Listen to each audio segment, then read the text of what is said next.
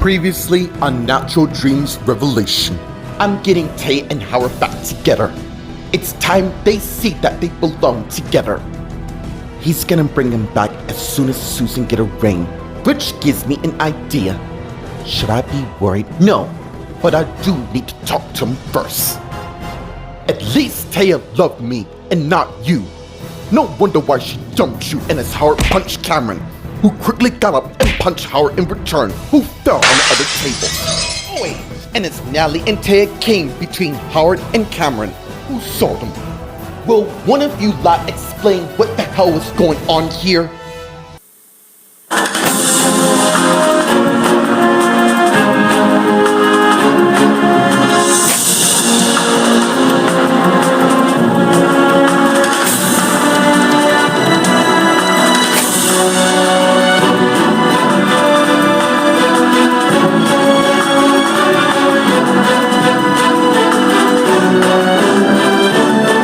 Meanwhile, at the Grand Pub, Nally, Taya, Cameron, and Howard are talking just as all the patrons left the pub. I'm sorry, are you two suddenly muted after going at each other's throats? We're alone. Start talking now. Why don't you ask him? We asking the both of yous. I'll make it simple. I told him to stay the hell away from you. I'm sorry, and as Taya looked at Howard, who the hell do you think you are, making demands as if we're still married? Meanwhile, at the Los Angeles prison in the interrogation room, Martha's sitting at a table waiting. Till Darren came in with the security guards, who led him to one of the chairs, which is across from Martha. And as one of them went and uncuffed Darren, and finished just as he went and sat down facing Martha. And as the guard went and got Darren's left arm and began handcuffing it to the table, which Martha saw. That won't be necessary. Uncuff him. Ma'am, we were specifically told. I don't give a damn who instructed you. Take the damn cuffs off so I can speak to him like a human being and not some animal that appears to be a threat to me. You clearly don't know how dangerous you can be. That would be up to me to judge. Now, can you give us a long time? We will also instruct you to be. Well, I'm instructing you lot to do one and stand by the doors. I need to speak to Darren alone. Unless I call your superiors and have you lot fired. Yeah, I didn't think so. And as one of the guards went and uncuffed Darren's left arm from the table, while the others went and left. And its remaining guard turned and also went and left the room, closing the door. Why do they always gotta make it so complicated? Can we get on to why I'm here? I like you. Straight to the point. Okay then. I'm here to evaluate you, seeing that your future clearly depends on it. Meanwhile, at the Whitestone Ridge Manor, Karen and Lucy both came in, with Lucy closing the door, just as Bobby came downstairs to where they are. And Karen and Lucy saw Bobby, just the guy I needed to see. How are you, Karen? I'm good. We need to chat somewhere private. We can do it in my room. My wife's grocery shopping for the house. Lead the way. Mom, trust me. And as Bobby led Karen upstairs, just as Tristan came out of the living room to where Lucy is, who saw him. I thought I heard voices. Brian's asleep. As soon as he awakens, we can go back home. What's going on? My mom is planning on getting your parents back together as a thank you for saving our family. She can't do that, seeing that my mom's already married to Brody. Yeah, we both know that. It's just telling my mom it's gonna be a completely different story. Meanwhile, at the Grand Pub, Nally, Taya, Cameron, and Howard are talking. Even though we're not married, I'm still looking out in the best image. Well, I don't need your input, nor do I want it. By the way, yes, I know. You two are curious to know that how I survived the jet ski explosion and all. You don't have to explain. I've lived here long enough to start questioning the unknown as I know it. I miss you a lot, Taya. Yeah, I bet you do. What the hell is going on here? And as Eric came to where they are, and Natalie, Taya, Cameron, and Howard saw him. I just got a text about a fight here involving you. Eric, he just had a small disagreement with, look, I hired you to manage this pub, not picking fights, and I get it. I'm sorry, Eric. It was very inappropriate on my behalf to act the way that I did. I assure you, it will never happen again. Can I have a word with you while you're here? And as Eric led Natalie to the back, but stopped and turned and looked at Howard. Mate, this is far from over. We need to have a few words. And as Eric turned and continued leading Natalie to the back where his office is, while Cameron's iPhone rings. And Cameron got it out and saw who it is. Wow, didn't take that long for people to know that you're back in action. And Howard, would you two lot excuse me? And as Cameron answered the phone, walking out. What's going on? And as Howard turned and faced Taya, now that we're alone, we need to have words of our own.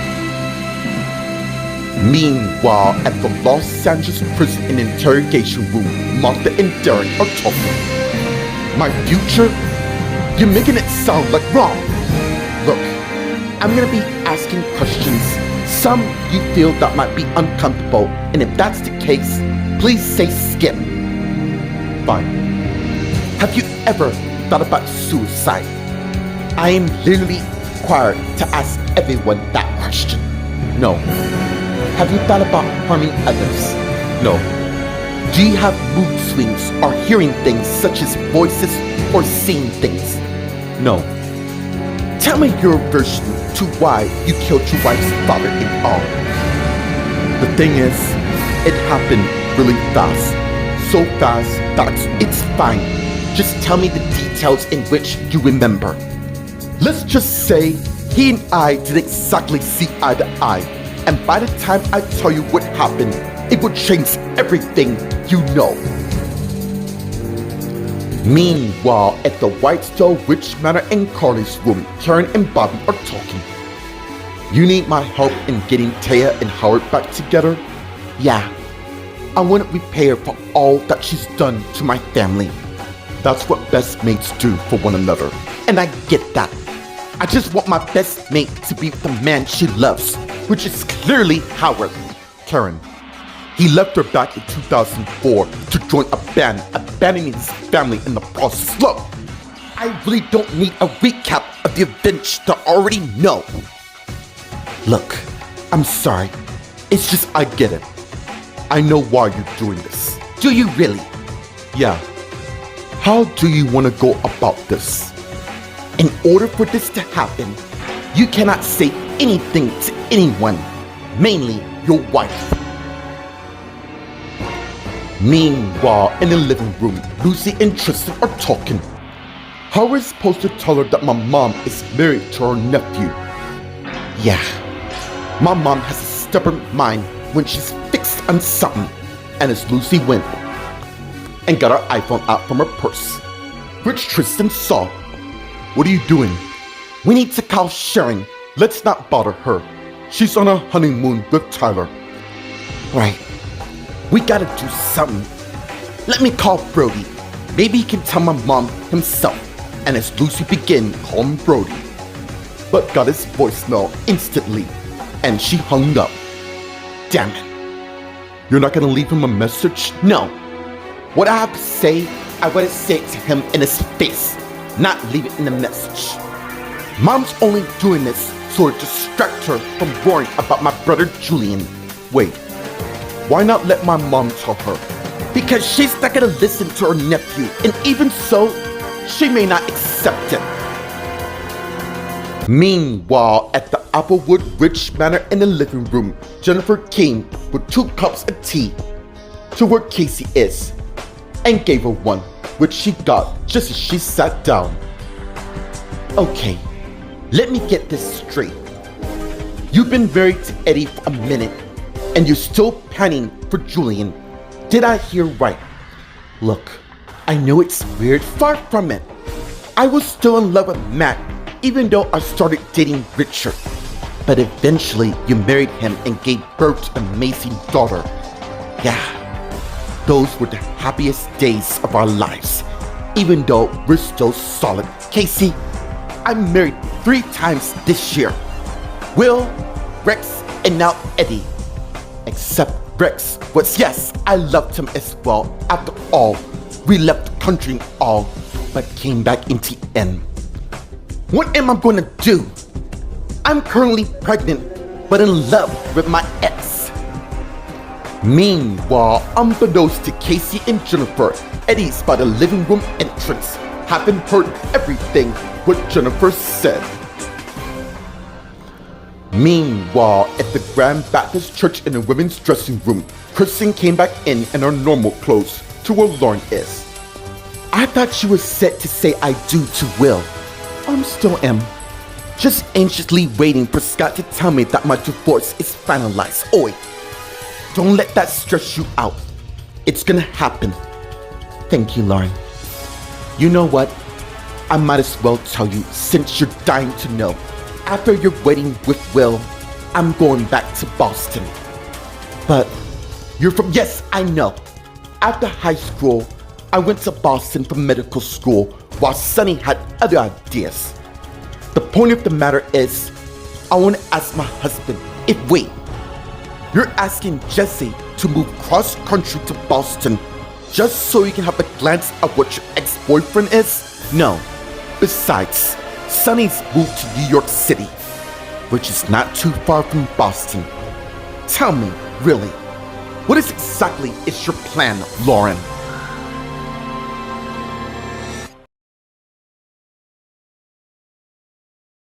Meanwhile, at the Grand Pub, Taya and Howard are talking.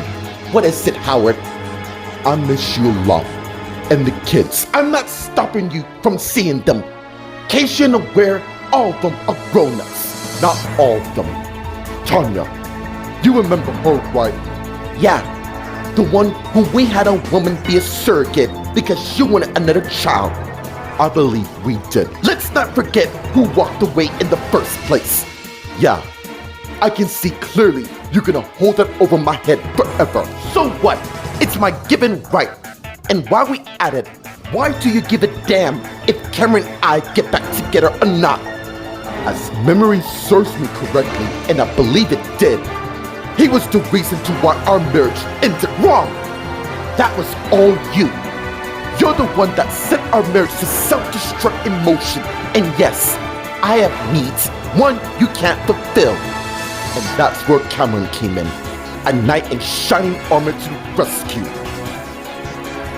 Meanwhile, in the office, Nally and Eric are talking. It seems like you're giving a lot of thought to this. Yeah, that's why you appointed me to this job as manager. I want to take it to the next level. Look, I trust you, Natalie. Now, what was that fight about here? Oh, right. Cameron's alive and all. We all thought he died. Yeah, I get that. Okay. Howard asked him to leave Taya alone, and that's when we walked in the midst of them brawling over Taya. Okay, I think I see the point here. So, how are you and Gwen doing? We're hanging in there. Look, I am not a fan of Taya Howard myself, considering what he put her through by walking out on his family. He could have stayed connected to them, but nothing. We better get back out there. Good call. Meanwhile, at the Los Angeles prison in the interrogation room, Martha and Darren are talking. When Cheryl and I got together, her father instantly took a dislike to me, but I didn't let it discourage me in any way.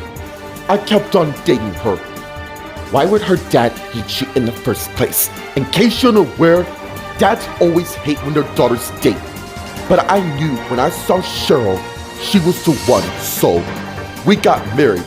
Even though it was no rush, her father sort of eased down, or so I thought.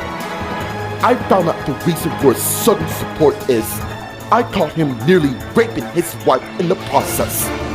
He told me it was a one-off. Do you believe him? Yeah, I did. So I saw him attempted at it again, and that's when we really got into it. So basically, what you're telling me is, you were protecting Cheryl's mom in the end. The dude's a bastard. If I hadn't stepped in, you're saying it's like he would try to rape her again. Exactly. Or haven't you heard what I've been telling all along? You know what, Darren? Consider this your lucky day, because I'm going to help you. My child's less than 2 hours away. How exactly and as Martha got up? You leave that part to me. Just sit tight. And as Martha turned and head on.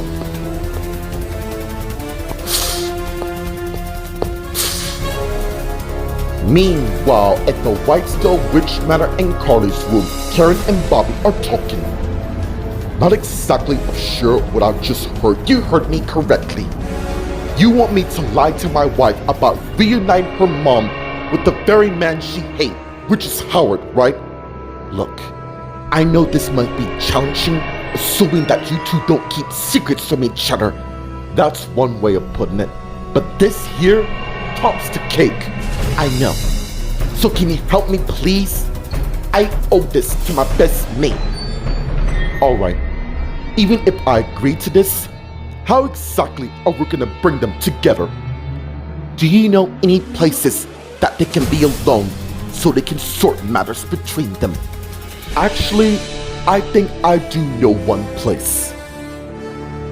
Meanwhile, in the living room, Tristan's waiting. Till Lucy came back in to where her husband is, who saw her. Your sister's on her way to pick up Brian. What's the plan? Figure out how and where my mom is going to arrange for them to meet. And as Karen and Bobby came in, and Lucy and Tristan saw them, what are you two plotting at?